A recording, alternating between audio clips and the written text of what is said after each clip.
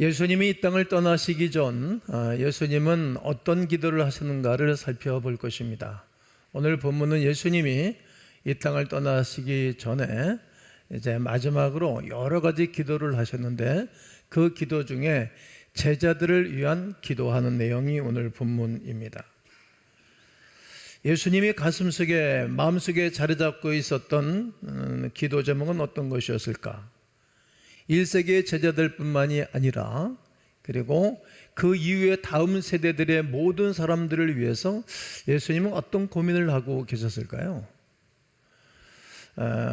누구든지 이 땅을 떠나게 될 건데, 내가 이 땅을 떠나고 나면 나의 자녀들은, 나의 후손들은, 나의 백성들은 어떻게 살 것인가에 대해서 생각하겠죠. 그리고 거기에 대한 기도를 하시는 것입니다. 그리스도인들을 위해 예수님은 무엇을 가장 중요하게 여기고 기도하셨는가? 그분의 가장 큰 관심사, 그리고 교회를 향한 가장 위협적이라고 생각하셨던 것은 무엇일까 생각해 보게 되었습니다. 에클레시아라는 말은 헬라어로 신약 성경에 교회로 번역된 단어입니다. 본래 이 단어는 특정 목적을 위해 부름받은 모인 사람들의 휘종, 그리고 모임을 의미합니다. 예수님의 에클레시아, 즉 이 세상 속에서 하나님 나라의 가치와 윤리를 실현하고 하나님께서 세상을 구원하시기 위하여 예수 그리스도를 보내셨다는 복음의 메시지를 전파하기 위해서 부름받은 공동체가 교회입니다. 이 운동은 예수님의 가르침을 따르며 그분의 삶과 죽음, 그리고 그 부활을 통해서 영감을 받습니다. 우리는 초대교회가 가졌던 본질적인 모습 그들이 알았지만, 우리가 혹시 잊지 않거나 놓치고 있는 것은 없는지 돌아보면서 이 시리즈를 이어가고 있습니다. 시대와 문화 따라 신앙의 표현 양식은 다양하게 변해 왔습니다. 예배하는 스타일, 또 찬양 스타일, 혹은 교회 운영 방식은 얼마든지 달라질 수 있습니다. 그러나 예수님께서 명령하신 본질적인 사명, 즉 복음을 증거하고 사랑을 나누는 것은 변하지 않습니다. 변해서도 아니 되는 것입니다. 그러게 우리는 끊임없이 교회의 본질을 되새기면서 우리가 올바른 길을 가고 있는지 늘 점검해 보아야 합니다. 그렇다면 예수님께서 이 에클레시아, 즉 교회가 가장 큰 위협이라고 생각하신 것은 무엇이었을까요? 많은 사람의 교회의 위협을 외부적인 요인에서 찾으려고 합니다. 세상의 세속적인 가치관, 특정 정치 이념 혹은 교회를 직접적으로 반대하는 세력들이 교회를 위협한다고 생각을 합니다. 그래서 때로는 특정 정치 세력이나 운동이 교회를 보호해 줄 것이라고 생각하지요. 예를 들어 어떤 사람들은 저 정치인이 당선돼야 교회가 안전하다, 이 운동을 막지 않으면 기독교가 위태로질 것이라고 말하는 사람들도 있습니다. 그러나 한번 생각해 보십시오. 우리 기독교가 2000년 동안 세상의 눈으로 볼 때 아무것도 아닌 것처럼 보였던 예수님 한 분, 나사렛에서 성장하신 그분, 그리고 그의 제자들은 별 이력서가 화려하지 않았습니다. 그 시작된 운동이 로마 제국의 무시무시한 박해 속에서도 살아남았으며, 오늘날 전 세계의 모든 사람들이 이 문화 속에서 예수 그리스도를 증거하고 있는 것입니다. 그렇게 본다면 어떤 특정인이나 어떤 단체가 교회를 지키고 교회를 보호해 주는 것이 아니라는 말입니다. 콜로세움에서 사제의 법이 되며 화형되어서 이슬로 사라져가면서도 신앙의 선진들은 믿음을 지켜냈습니다. 그리고 오히려 교회는 왕성하게 부흥하고 성장해 왔습니다. 이 놀라운 생명력을 가진 교회가 과연 세상의 어떤 힘으로 보호받아야 할 만큼 연약한 존재일까요? 교회는 그렇게 연약하지 않습니다. 유다의 사자이신 예수 그리스도께서 음부의 권세가 이기지 못하리라 약속하신 그 교회인데 세상의 보호가 필요할까요? 마태복음 10장 18절에 또 내가 네게 이르노니 넌 베드로라 내가 이 반석 위에 내 교회를 세우리니 음부의 권세가 이기지 못하리라. 예수께서 지적하신 교회의 가장 큰 위협은 위부의 세력에 있는 것이 아닙니다. 오히려 그 위협은 내부로부터 올 수 있다고 경고하셨습니다. 바로 우리 자신이, 그리스도인들이 교회의 위협이 될 수 있다는 말입니다. 특히 우리가 세상의 어떤 이념이나 정치적 입장을 교회의 가장 큰 적으로 여기거나 그것에 대항하는 데 몰두할 때 우리는 정작 우리 안에서 일어나야 할 성찰과 변화를 놓치게 됩니다. 마치 집안에 불이 났는데 바깥에 도둑을 잡겠다고 온 신경을 밖에만 쏟는 것과도 같습니다. 외부의 적을 설정하는 순간 우리는 우리 내면의 문제, 즉 우리 마음속에 있는 미움, 시기, 다툼, 불만, 불만족, 분열의 죄에 주의를 기울이지 않게 됩니다. 이것이 바로 예수님께서 내 원수를 사랑하며 너희를 박해하는 자를 위해서 기도하라고 말씀하신 중요한 이유 중에 하나입니다. 산상수훈에서 5장 44절은 말합니다. 함께 읽겠습니다. 시작. 나는 너희에게 이르노니 너희 원수를 사랑하며 너희를 박해하는 자를 위하여 기도하라. 그렇습니다. 누군가가 우리를 적으로 여길지라도, 우리를 박해할지라도, 우리를 힘들게 할지라도 우리가 똑같이 그들을 적으로 대하는 순간 우리는 복음의 본질을 잃어먹게 됩니다. 특정 집단이나 사상을 적으로 규정하고 적시할 때 우리는 자신도 모르게 그들의 방식을 닮아가겠지요. 상대방의 공격적인 언어를 사용하고 똑같이 비난하고 똑같이 정죄하며 결국 우리 왕이신 예수님의 온유함과 겸손함의 모습을 따르는 길에서 벗어나게 됩니다. 교회가 세상의 방법으로 세상과 싸우려 할 때 교회는 더 이상 세상의 소망이 되어주지 못합니다. 요한복음 11장은 그런 의미에서 예수님께서 십자가를 지시기 전에 제자들과 앞으로 믿게 될 모든 성도들을 위해서 드린 제사정적 기도입니다. 이 기도 속에 교회를 향한 예수님의 가장 큰 관심과 염려 그리고 간절한 소망이 담겨져 있습니다. 예수님은 먼저 그 자리에 있던 제자들을 위해서 기도하셨습니다. 어떻게 기도합니까? 11절을 읽겠습니다.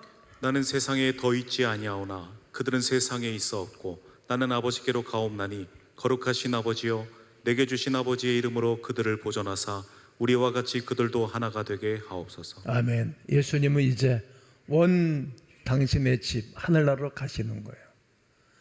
나는 가지만 이 땅에 제자들이 있어요. 그러므로 거룩하신 아버지요 내게 주신 이름으로 아버지의 이름을 저들에게 보존하사 우리와 같이 그들도 하나 되게 해달라는 거예요. 나 예수가 하나님과 하나 된 것처럼 이 땅에 있는 제자들과 모든 후대 사람들이 하나가 되게 해달라고 기도하신 것입니다. 예수님과 아버지 하나님의 한 목적, 어떤 목적이었습니까? 세상을 구원하기 위한 목적을 가지고 이 땅에 오신 그 목적이 제자들에게 흘러 넘쳐야 되고 제자들도 이 똑같은 생각 한마음 한뜻 되어야 된다는 것을 예수님은 알았습니다. 예수님은 아버지께서 자신을 세상에 보내신 것처럼 자신도 제자들을 세상으로 보내신다고 말씀하셨습니다. 18절에 아버지께서 나를 세상에 보내신 것 같이 나도 그들을 세상에 보내었고, 교회 사명은 예수 그리스도께서 시작하신 일, 즉 세상을 향해 하나님 아버지를 드러내고 그분의 사랑과 구원을 전하는 일을 계속하는 것입니다. 어제도 오늘도 내일도 이것이 우리가 해야 할 일이며 사명입니다. 교회가 존재하는 단아의 거룩한 목적일 것입니다. 더 나아가 예수님의 기도는 식공간을 초월하여 오늘 우리에게까지 이어졌습니다. 20절과 21절은 아주 중요한데 읽겠습니다. 내가 비옵는 것은 이 사람들만 위함이 아니요 또 그들의 말로 말미암아 나를 믿는 사람들도 위함이니 아버지여 아버지께서 내 안에 내가 아버지 안에 있는 것 같이 그들도 다 하나가 되어 우리 안에 있게 하사 세상으로 아버지께서 나를 보내신 것을 믿게 하옵소서. 아멘. 세상으로 아버지께서 나를 보내신 것을 알게 하옵소서. 하늘나라에서 나를 보내신 것을 이 땅에 있는 사람들이 알게 해달라고. 이 일에 하나 되기를 위하여 예수님이 기도하신 것입니다. 교회의 하나됨은 세상이 예수 그리스도를 하나님으로부터 보내실 받은 구원자임을 강력하게 증거할 수 있는 쉼입니다. 우리의 연합된 모습 자체가 복음의 신뢰성을 세상에 드러내게 하는 것입니다. 세상 사람들 우리가 얼마나 성경 지식이 많은지, 얼마나 좋은 프로그램을 가지고 있는 것보다 우리가 얼마나 서로 사랑하며 얼마나 더욱 사랑하고 하나 되는지를 통해 살아계신 하나님을 보게 될 것입니다. 사랑한 것을 보니 그리스도인이라고 말했던 것처럼 말이죠. 예수님은 계속 기도하는 것입니다. 22절에 내게 주신 영광을 내가 그들에게 주었사오니 이는 우리가 하나가 된 것 같이 그들도 하나가 되게 하려 함이니이다. 곧 내가 그들 안에 있고 아버지께서 내 안에 계시오 그들로 온전함을 이루어 하나가 되게 하려 함은 아버지께서 나를 보내신 것과 또 나를 사랑하신 같이 그들도 사랑하신 것을 세상으로 알게 하려 함이로소이다. 초대교회는 바로 이 하나됨의 능력으로 세상을 변화시켰습니다. 사도행전을 보면 초대교회 성도들은 유대인이나 이방인이나 여성이나 남성이나 똑똑한 헬라인이나 무지한 공부를 하지 못한 사람이나 정치인이나 일반인이나 귀족이나 또 허들의 일을 하는 모든 사람들과 구분을 짓지 않았습니다. 그들이 다 예수 그리스도의 복음으로 하나 되어져서 그 당시에 연합된 교회 모습을 보여준 것입니다. 그들은 서로 필요를 채워줬고 뜨겁게 사랑하고 한마음으로 복음을 전했습니다. 그들은 군사력이나 정치적으로 로마 제국을 변화시킨 것이 아니었습니다. 그들은 하나님께서 예수 그리스도를 통해 세상을 구원하셨으며 그분이 우리의 유일한 왕이시다. 이런 통일된 메시지와 삶으로 세상에 감동을 주었습니다. 그들의 삶 속에 나타난 사랑과 희생, 용서와 섬김은 당시 로마 사회의 이기주의와 쾌락주의와는 너무나 대조적이었습니다. 그 결과 세상은 교회를 통해 살아계신 하나님을 보게 되었고 수많은 사람들이 주님께로 돌아왔습니다. 이미 우리가 지지난주에도 말씀을 증거한 것처럼 3,000명, 5,000명이 하루에 돌아와서 예수 그리스도의 이름으로 세례를 받게 된 것입니다. 그렇다면 오늘날 교회의 가장 큰 위협은 무엇일까요? 예수님의 기도에 붙여볼 때 그것은 바로 분열입니다. 자꾸만 나눠지게 하는 거예요. 사단의 고정 작전이라는 것을 알아야 합니다. 특히 교회의 본질적인 사명에서 우리를 멀어지게 만드는 부차적 문제들로 인한 분열입니다. 교회의 본질적인 사명이 무엇입니까? 우리 교회 사명이 있죠. 한번 다 함께 읽어보겠습니다. 시작. 다시 이렇게 약하면 안 돼요. 다시. 이게 그냥 나온 게 아니거든요. 신의 한 수입니다. 신의 한 수. 뭐라고요?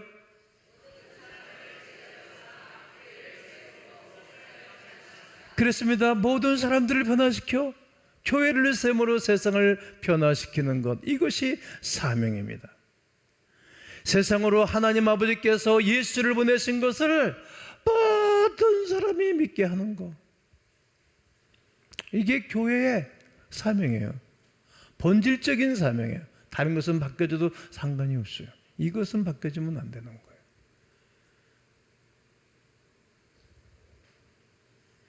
예수 그리스도께서 하나님의 아들이시며 우리는 구원자심을 믿고 고백하는 것, 이것이 교회의 반석이요 핵심입니다. 베드로가 주는 그리스도시요 살아계신 하나님의 아들이시니이다 이렇게 고백했을 때 예수님이 말씀하신 것입니다. 네 신앙 고백 후에 내 교회, 예수의 교회를 세우시겠다고 말씀하셨습니다. 그런데 역사적으로 교회는 수많은 부차적인 문제들로 심지어 논쟁을 하고 분열하기까지 했습니다. 교회 정치 구조 때문에 심지어는 특정 사회 문제에 대한 입장 차이 등으로 인하여서 교회가 갈등하고 시름시름 아파하고 어려워하는 교회들도 있지요. 물론 이런 문제들에 대한 건강한 신학적 논의는 필요합니다. 그러나 이러한 부차적인 문제들이 예수 그리스도라는 교회의 유일한 기초보다 더 중요하게 여겨지고 서로를 정죄하고 분열의 빌미가 된다면 그것이야말로 교회의 가장 큰 위협이 되는 것입니다. 교회가 세상의 소금과 빛의 역할을 감당하기는커녕 세상의 조롱거리로 전락할 수 있기 때문입니다.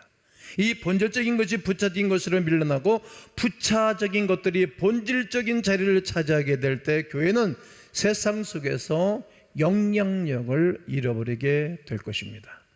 마치 배가 항로를 다하여 표류하는 것처럼 교회가 세상 구원이라는 위대한 목적을 상실하고 내부적인 다툼과 소비적인 논쟁으로 말미암아 힘을 허비하게 될 것입니다. 그렇다면 이 시대를 살아가는 우리는 무엇을 해야 할까요? 이를 어떻게 하면 교회가 하나됨을 지키고 세상에 그리스도를 증거하는 사명을 감당할 수 있는 것입니까? 세 가지 구체적인 결단을 드리도록 하겠습니다. 한번 따라할 겁니다. 세상의 어떤 권세보다 만왕의 왕이신 예수 그리스도께 절대적인 충성을 드리십시오. 아멘. 그렇게 하실 수 있으시죠? 한나라의 왕 위에 하나님, 영원하신 왕 하나님 계시다는 것을 믿는 거예요. 우리는 매년 성탄절에 왕으로 오신 예수님을 찬양하죠. 그리고 예배를 드렸습니다. 그분은 교회의 머리시고 우리 삶의 주인이십니다. 이 고백 단지 입술의 고백으로 그쳐지는 것이 아니라 삶의 모든 영역에서 실제적인 순종으로 나타나야 됩니다. 우리의 정치적 견해나 사회적 입장, 개인적인 선호도보다도 그리스도의 가르침이 우선적이어야 하는 것입니다. 직장에서 부정적인 요구를 받을 때 손해를 보더라도 정직하게 살아내는 것, 이것이 왕께 충성하는 것입니다. 세상적인 성공이나 안락함보다 주일 성수와 교회 공동체를 섬기는 것을 우선순위에 두는 것, 이것이 왕께 충성하는 것입니다. 때로는 인기 없는 진리일지라도 담대하게 나가서 전하고 세상의 가치관에 타협하지 않는 것이 왕께 충성하는 것입니다. 다니엘과 세 친구들을 생각해 보십시오. 그들은 바벨론이라는 거대한 제국 앞에, 그 거대한 제국의 왕 앞에 부끄럽지 않았습니다. 왕의 명령을 따르지 않았습니다. 우리 하나님의 법도를 따르기로 결단했습니다. 풀무불에 들어간다 할지라도 두렵지 않았습니다. 거기서 하나님이 지켜주셨습니다. 사제의 밥으로 던져진다 할지라도 두렵지 않았습니다. 왕이신 하나님을 경외하고 붙잡았습니다.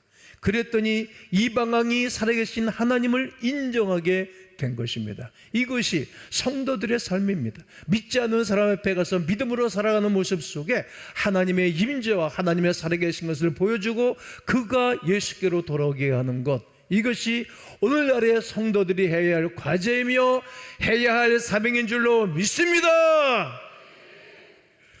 둘째는 부차적인 문제들이 교회의 본질적인 사명을 가리거나 분열의 원인이 되도록 허용하지 마십시오.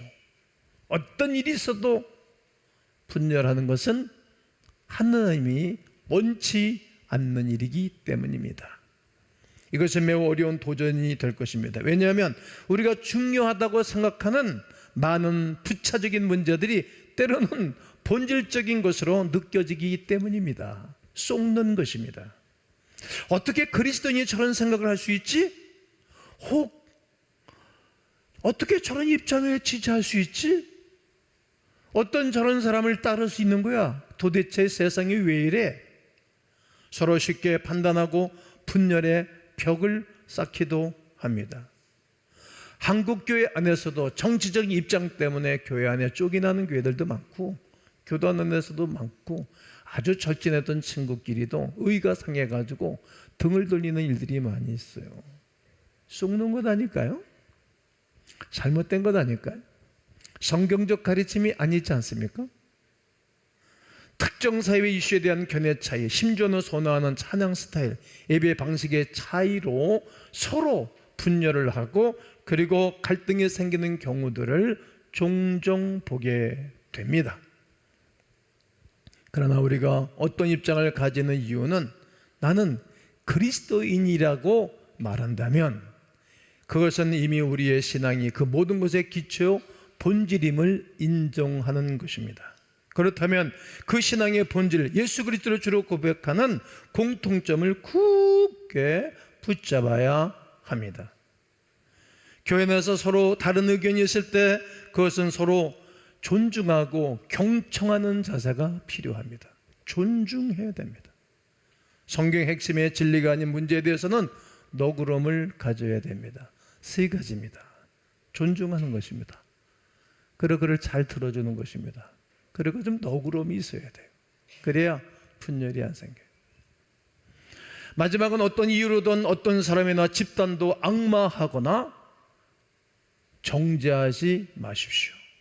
우리가 특정 사람이나 집단을 악으로 규정하고 그들을 향해 비난의 목소리를 높일 때에 우리는 그들에 대해 말하는 것보다 우리 자신에 대해 더 많은 것을 드러낼 수 있을 것입니다. 그래서 우리 안에 있는 죄의 잠재력과 연약함을 파괴하는 증거가 있다는 거예요. 러시아의 작가 알렉산드로 솔젠치는 그의 책 수용소 군도에서 이렇게 말했습니다. 읽어드리겠습니다. 선과 악을 가르는 선은 국가들 사이에도, 계급들 사이에도, 정당들 사이에도 그어져 있지 않다. 그 선은 모든 인간의 마음 한가운데를 가르치른다. 무슨 말입니까? 우리는 다 죄인이라는 거예요. 높은 사람들도 죄인이고 어느 집단도 온전한 집단이 없다, 이 말입니다. 우리 안에 얼마든지 악한 생각에 싹틀 수 있음을 인정해야 합니다.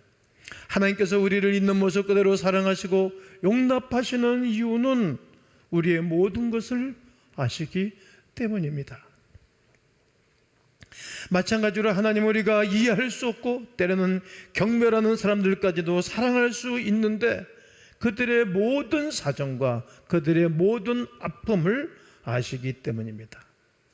그러므로 하늘에 계신 너희 아버지 온전하신가 같이 너희도 온전하라고 주님은 말씀하십니다. 이것이 바로 예수님께서 원수까지도 사랑하라고 가르치신 이유입니다. 나와 정치적 견해가 다른 사람, 나와 다른 종교를 가진 사람일지라도, 심지어 나에게 상처를 준 사람이라 할지라도 그들을 쉽게 정죄하거나 미워해서는 아니 될 것입니다. 오히려 그들의 영혼을 향해서 기도하고 그리스도의 사랑으로 가까이 다가갈 기회를 찾아야 합니다. 그리스도인은 더욱 신중하게 말하고 행동하며 사랑과 화평을 이루는 자라야 될 것입니다. 아프리카 공화국 넬슨 만델라 대통령은 27년 동안 모진 고통과 어려움을 당하면서 감옥 생활을 했습니다.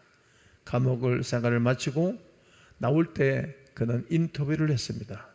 자신을 핍박했던 백인 정권을 향해 복수가 아닌 화해와 용서의 손을 내밀었습니다. 그는 과거의 아픔에 얽매이지 않고 모든 인종이 함께 살아가는 국가를 건설하는 일에 헌신했습니다. 그의 이러한 모습에 전 세계의 모든 사람들이 감동을 주었고 뿐만이 아니라 남마공이 극심한 분열을 극복하고 새로운 미래로 나가는데 결정적인 역할을 했습니다. 예수님은 간절히 기도하셨습니다. 오늘 21절에 아버지요, 아버지께서 내 안에 내가 아버지 안에 있는 것 같이 그들도 다 하나가 되어 우리 안에 있게 하사 세상으로 아버지께서 나를 보내신 것을 믿게 하옵소서. 이 기도는 여러분과 저를 향한 주님의 간절한 소망입니다. 우리는 비록 한 사람의 그리스도인인 하나의 지역교회에 불과합니다. 여러분도 한 사람, 저도 한 사람, 과음교회 하나에 불과합니다. 그러나 이 위대한 변화는 바로 나 자신으로부터, 우리 교회로부터 시작될 수 있습니다. 우리로부터 시작된 이 사랑의 가치, 이전보다 우리 왕이신 우리 예수 그리스도 앞에 온전히 순복합시다. 부차적인 문제들로 말미암아 교회 하나됨을 깨뜨리지 맙시다. 국가의 하나됨을 깨뜨리지 말아야 됩니다. 그리고 어떤 사람도 정죄하거나 미워하지 말고 그리스도 예수의 사랑으로 품어내셔야 할 것입니다. 그래야 우리 각자와 우리 교회가 예수 그리스도 안에서 하나 될 때 세상은 우리를 통해 살아계신 하나님을 보게 될 것입니다. 예수 그리스도께서 참으로 하나님께서 보내신 구원자이심을 모든 사람들이 믿게 될 것입니다. 이것이 바로 우리에게 맡겨진 가장 영광스러운 사명입니다. 우리 주 예수 그리스도께서 오실 그날까지 이 사명을 심써 감당하는 우리 강매의 모든 이들과 모든 성취자들 되시기를 주 예수 그리스도의 이름으로 축원합니다.